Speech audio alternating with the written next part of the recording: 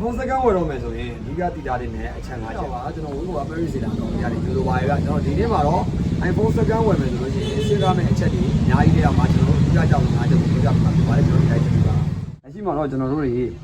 ပထမဆုံးအနေနဲ့ကကျွန်တော်တို့တက် LCD ကဘယ်မှာမှကျွန်တော်ဘယ်ဆိုင်မှာအာမခံနေမှာမပါတော့ကြောင့်မလို့တက် LCD ဘန်းကိုအဓိကပထမဆုံးအနေနဲ့စစ်တင်ပါတယ်အဲဒါကြောင့်ကျွန်တော်တက် LCD ဘန်း icon လေးကိုပေါ့နော် icon လေးကိုဖိပြီးတော့ကျွန်တော်တို့လိုချင်တဲ့နေရာကိုဆွဲပါကျွန်တော်အဓိကတော့ဒါတွေကဒီဟာစစ်တာတော့ကျွန်တော်တက်ပါညာမထောက်ဘူးပေါ့ဗျာနော်ဒါအခုကျွန်တော်စစ်ပြတဲ့ဟာတက်တွေပါရေးထောက်မှဆိုလို့စစ်တာပေါ့နော်ဒါဆိုကျွန်တော်စစ်ပြပြီဆိုရင်ဒီလောက်ဆိုရပြီကျွန်တော်ဒီလိုလမ်းကြောင်းရဲ့လိုဘေးကြောင်းနောက်ခုကျန်တော့ပေါ့နော်ဒါဆို touch ပိုင်းရပြီ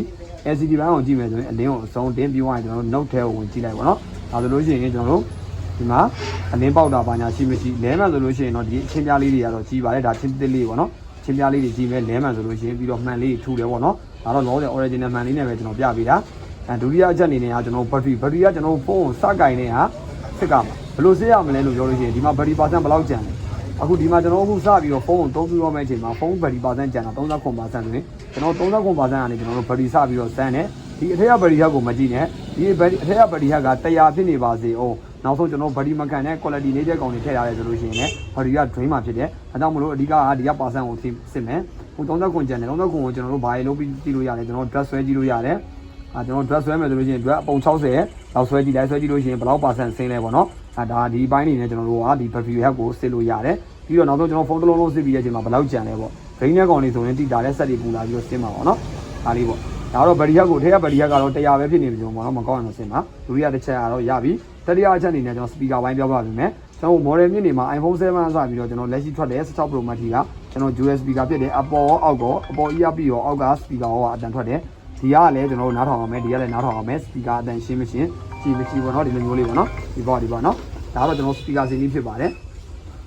နောက်တစ်ချက်ကတော့ကျွန်တော်တို့ပေါ့နော်ကင်မရာပိုင်းကင်မရာကတော့ကျွန်တော်တို့ဘာကြောင့်စစ်ရလဲဆိုတော့ကင်မရာမှာကျွန်တော်တို့မဲဆက်တို့ပါတော့ပေါ့နော်ကျွန်တော်အဖြူခံမှာထားပြီးစစ်ကြမယ်နော်ကျွန်တော်ကင်မရာတစ်လုံးချင်းစီကိုကျွန်တော်တို့အဖြူခံလေးမှာထားစစ်မယ်ဆိုရင်အမဲဆက်ပါမစားကျွန်တော်အလီဆက်ပါမပါပြီးတော့ကျွန်တော်တို့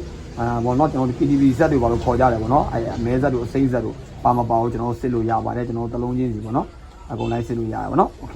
ဒါတော့ကျွန်တော်ကင်မရာစစ်တဲ့နီးလန်းဖြစ်ပါတယ်နော်ကင်မရာမှာကျွန်တော် model မြင့်နေမှာဆိုရင်အနီဆက်တို့အမဲဆက်တို့ပါတယ်ပေါ့နော်နောက်ဆုံးတစ်ချက်ကတော့ကျွန်တော်တို့